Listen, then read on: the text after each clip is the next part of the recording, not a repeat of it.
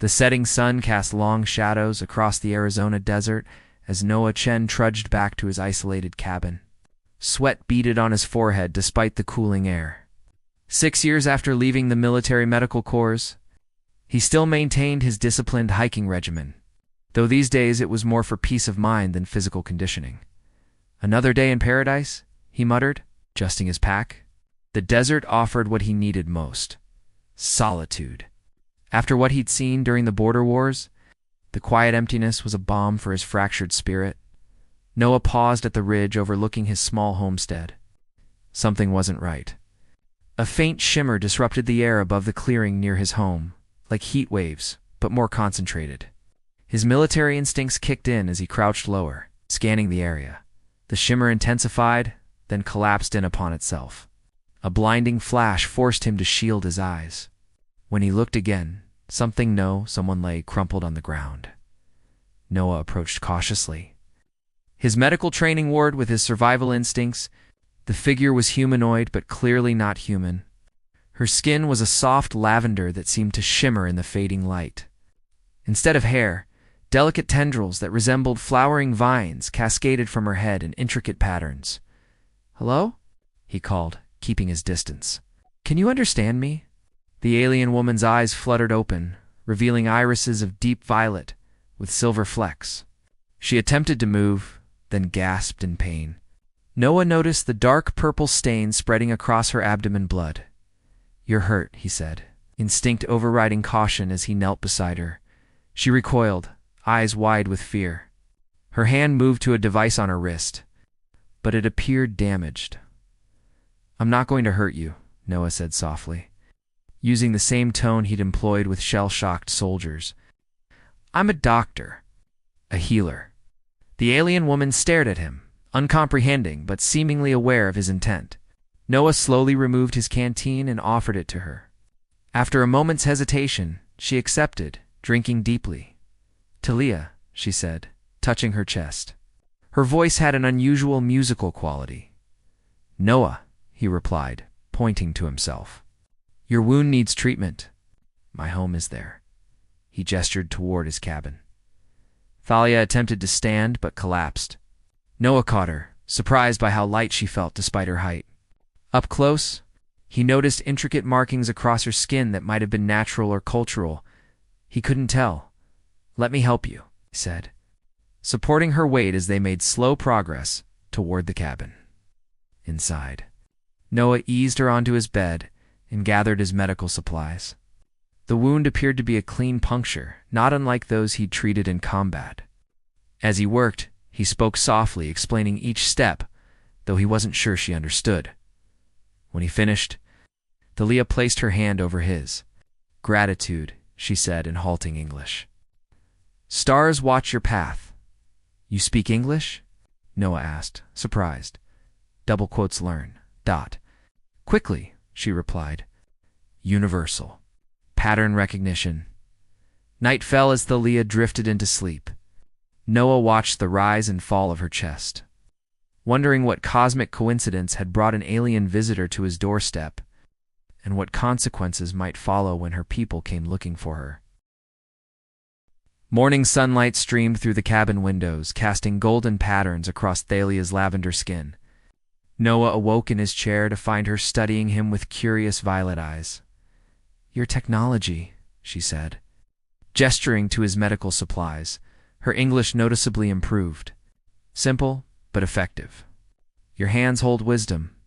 Noah smiled despite himself. "Military training. I've patched up worse in the field with less." He checked her wound, pleased to find the bleeding had stopped completely. "You heal quickly." "Zenithian physiology," Thalia explained, sitting up with greater ease than he expected. "We adapt. Your atmosphere, rich in oxygen, accelerates our regeneration." Over breakfast, Thalia, cautiously sampling his oatmeal and showing particular delight at the taste of honey, Noah learned more about her. She was a xenobiologist from a world called Zenith, studying Earth's ecosystems from orbit when her shuttle experienced catastrophic failure. "My emergency transport. Activated," she explained, "but something interfered with targeting. I was meant to return to our main vessel, and the wound." Noah asked, refilling her cup with tea she seemed to enjoy. Thalia's expression darkened. Not all Zenithians believe contact with emerging worlds is wise. There was disagreement about my mission. As the day progressed, Noah found himself increasingly fascinated by his visitor. Thalia moved with a natural grace that made even simple actions seem like dance. When she touched his books, her fingers lingered reverently on the pages. "We store knowledge differently," she said, showing him a crystal embedded in her wrist device. "But I have always found beauty in physical repositories of thought." By evening, Thalia insisted on helping prepare their meal. Their hands brushed as they worked side by side, sending an unexpected current through Noah. He hadn't felt this kind of connection with anyone since before the wars. Under the star-filled desert sky, they sat on his porch. Noah pointed out constellations. Leia shared stories of worlds he could barely imagine. "Your isolation," she said softly. "It speaks of pain." Noah stared into the darkness. "I was a combat medic. Some things you can't unsee." "Show me," Thalia whispered, her hand gently touching his temple. "My people can share memories through contact." Noah hesitated, then nodded. Her cool fingers pressed against his skin, and suddenly he was reliving the horrors of the border wars, the children he couldn't save, the choices that haunted him. But instead of drowning in the memories alone, he felt Thalia's presence beside him, absorbing understanding without judgment. When the connection broke, tears streamed down his face. Thalia's eyes shimmered with shared emotion. "You carry too much," she said. "The lives saved should outweigh those lost." "Does it work that way on your world?" Noah asked. "No," she admitted with a sad smile. "But perhaps it should." Her fingers intertwined with his as they gazed at the stars, simple comfort that bridged the vast differences between their worlds. Noah felt something awakening within him, something he'd thought long dead after years of self-imposed exile. Later that night, as moonlight painted the cabin in silver, Thalia traced the scar on his shoulder. "Our bodies tell our stories," she murmured. "And what story does yours tell?" Noah asked, his voice low, in answer. She guided his hand to a pattern of markings along her collarbone that glowed faintly at his touch. "Royal lineage," she explained. "Responsibility. Duty." The realization struck him. "You're not just any scientist. I am the daughter of Zenith," she confirmed. "First in my line to seek knowledge beyond our sphere. Some call it treason. I call it necessary evolution." Dawn broke with an otherworldly rumble that shook Noah's cabin to its foundation. He bolted upright, finding Thalia already at the window, her expression a mix of relief and apprehension. "They've found me," she said. Simply, Noah followed her outside and froze in amazement. 3 massive ships hovered above the desert, their hulls shimmering with the same iridescent quality as Thalia's skin. Smaller craft descended, landing in a precise circle around his property.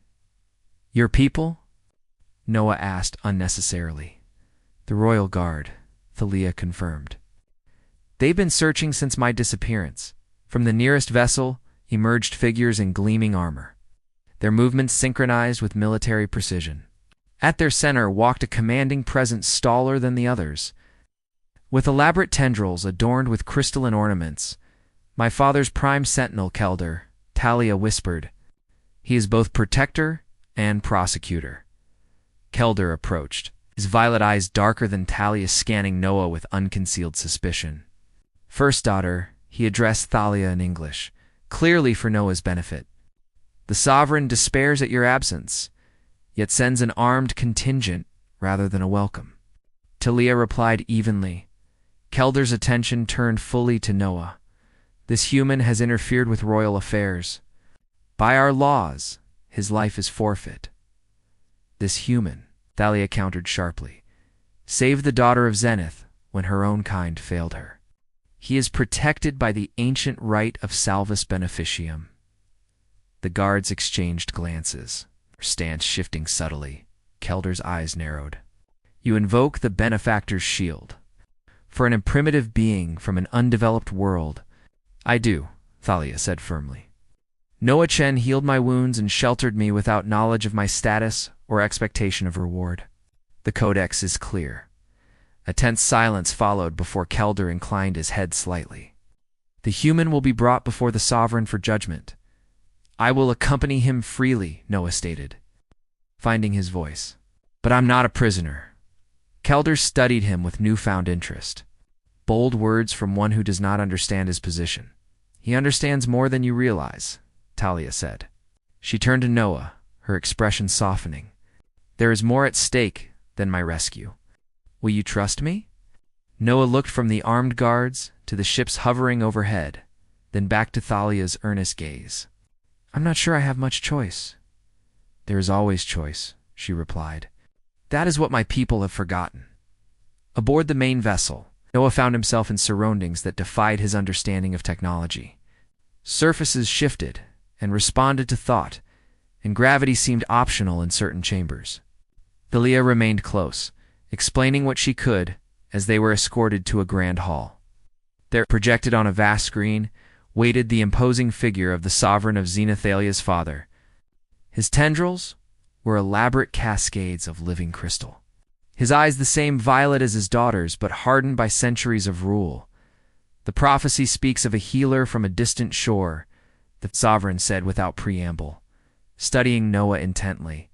One who would either save our realm or destroy our ways forever. Father Thalia interjected. Noah knows nothing of our prophecies, yet here he stands, the sovereign replied. At the exact moment our civilization faces its greatest trial. He addressed Noah directly. Human, do you understand what it means to heal a royal Zenithian? I understand helping someone who needed it, Noah answered simply. A murmur ran through the assembled guards.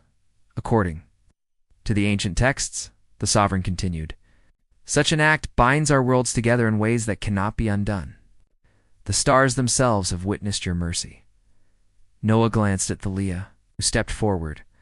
The division approaches, Father. Our people split between tradition and progress. Perhaps this human, this healer's the bridge the prophecy promised. The sovereign's expression remained unreadable. Perhaps.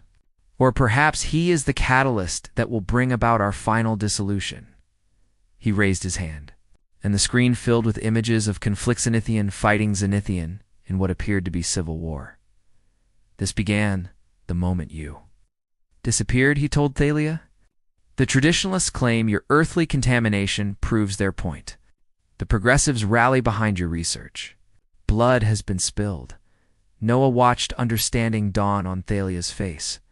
You need a symbol, she said. Something to unite our people. More, the sovereign replied. We need the prophecy fulfilled, one way or another. His gaze returned to Noah. The human must be tested. The trial of three truths will determine his role in our destiny. The trial of three truths was scheduled for the following dawn. Noah spent the night in quarters that seemed to shimmer and pulse with life, as if the very walls were breathing. Talia visited him briefly, explaining what little she could about the coming challenge. Each truth represents a facet of Zenithian values, she said, her voice tense. Wisdom, courage, and compassion. Few outsiders have ever attempted the trials. None have completed all three. What happens if I fail? Noah asked. Thalia's gaze dropped. Then the prophecy is interpreted as warning rather than promise. You would be removed from the equation, and us? Noah reached for her hand. The connection between them had grown stronger with each passing hour. There is no us if you fail, she said softly. But I believe in you, Noah Chen. I have seen into your heart. At first light, Noah was led to an enormous amphitheater within the ship. Hundreds of Zenithians filled the tiered seating, their lavender skin and flowing tendrils creating a living tapestry of movement. The sovereign presided from an elevated platform with Thalia at his side, now adorned in formal attire that emphasized her royal status. Kelder stepped forward as master of ceremonies. The human Noah Chen faces the trial of three truths, he announced. Let wisdom come forth. An elderly Zenithian female approached, her tendrils white with age. She carried a crystalline sphere that pulsed with inner light. The wisdom truth requires discernment, she explained. Place your hands upon the thought sphere. It will present you with a moral dilemma from our history. Your judgment will reveal your understanding. Noah placed his hands on the cool crystal. Instantly, his mind filled with vivid images. A Zenithian colony facing extinction from a stellar event, with only enough evacuation ships to save the strongest members. The weak and elderly would be left behind. What would you choose? The elder's voice echoed in his mind. Noah considered carefully. I would divide the healthy among all ships, he answered. Knowledge can be recorded, but wisdom and experience die with your elders. The strong can rebuild anywhere, but without the wisdom of the past. They're doomed to repeat its mistakes. The sphere flashed bright blue. A collective murmur rose from the audience. Wisdom acknowledges the human, the elder proclaimed, stepping back. Kelder's expression tightened. Let courage approach. A scarred warrior stepped forward, his armor bearing the marks of countless battles. The courage truth demands action, not words. He drew 2 ceremonial blades, offering one to Noah. Face me in combat. Your approach will reveal your heart. Noah accepted the unfamiliar weapon, its balance strange in his hand. The warrior attacked without warning, his movements blindingly fast. Noah barely deflected the first strike, the impact jarring his arm to the shoulder. He recalled his combat training, focusing on defense rather than offense. The warrior was stronger, faster, and more skilled a fight Noah couldn't win conventionally. Each exchange left him more battered, blood trickling from a cut above his eye. When the warrior cornered him against the arena wall, Noah made his decision. He dropped his blade and stood unarmed. True courage isn't in fighting battles you might win, he said through labored breath. It's in facing what cannot be defeated with dignity. The warrior paused, blade at Noah's throat. You surrender?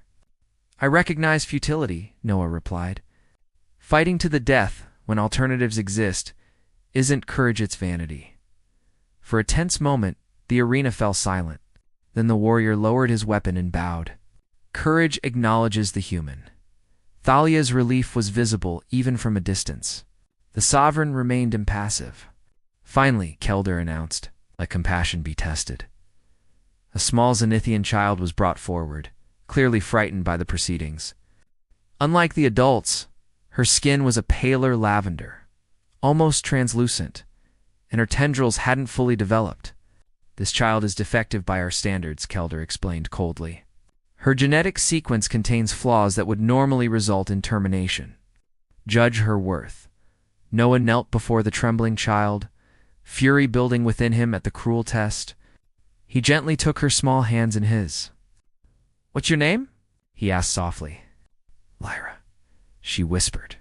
Lyra, these people want me to judge your worth, Noah said, loud enough for all to hear. But I can't do that, because worth isn't something assigned by others. It's inherent in your existence. He stood and faced the assembly. A society that measures worth by genetic perfection isn't advanced, it's afraid. True compassion recognizes the value in diversity, in difference. He looked directly at the sovereign. On Earth, we learned this lesson through centuries of suffering. If your civilization is truly greater than ours, prove it by embracing what makes you uncomfortable. The amphitheater erupted in chaos. Some Zenithians rose in protest, while others applauded. The sovereign raised his hand, and silence fell instantly. Compassion, he said slowly, acknowledges the human. His eyes met Noah's.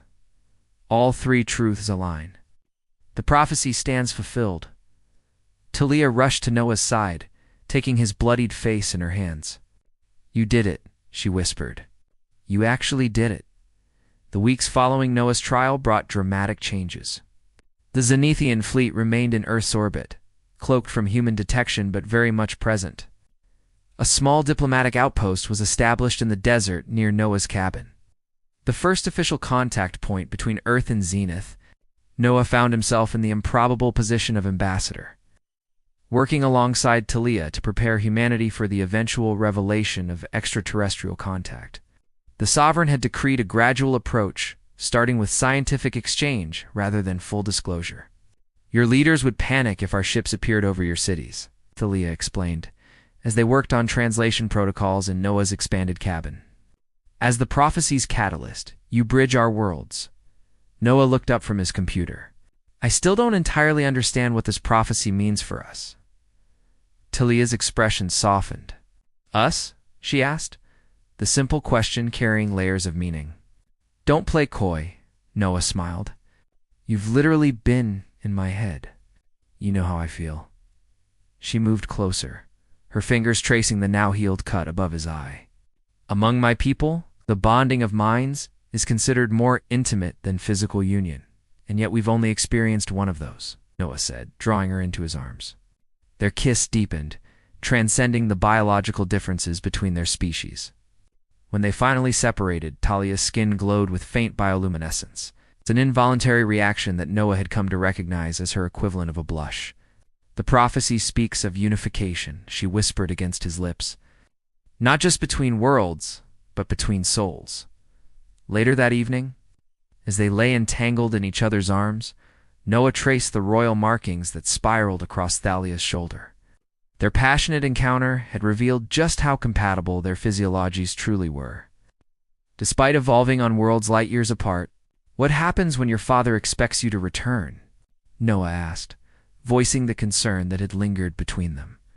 Thalia propped herself up, her violet eyes serious. The daughter of Zenith belongs with her people, she acknowledged. But the prophecy binds us together. There must be a way forward that honors both truths. A chime from the communication console interrupted them. Kelder's stern face appeared on the screen. First daughter, human, he addressed them formally. The sovereign requests your immediate presence. A decision has been reached. Aboard the mothership. They were escorted to the royal chamber where the sovereign waited. Surrounded by representatives of both Zenithian factions, traditionalists, and progressives.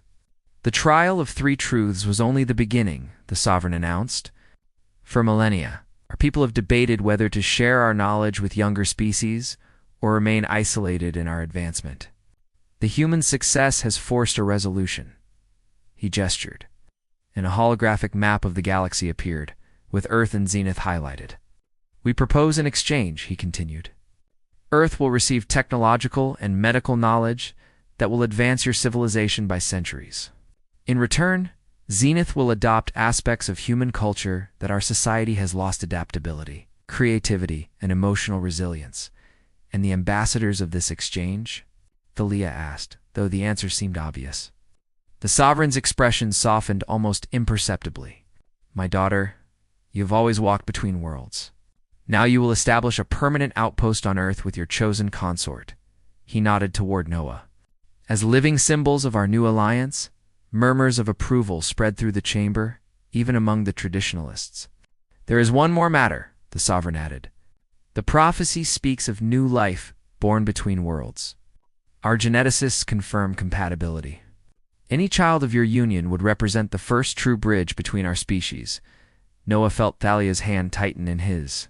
The implications were staggering not just for them, but for the future of both civilizations. We accept this responsibility, Noah said, surprising himself with his certainty. With honor and hope, Thalia added. 1 month later, they stood together on the porch of Noah's cabin, now expanded into a proper diplomatic compound watching. Earth's sunset paint the desert in gold and crimson. Construction drones worked silently in the background. It's preparing the infrastructure for what would eventually become humanity's first interstellar port.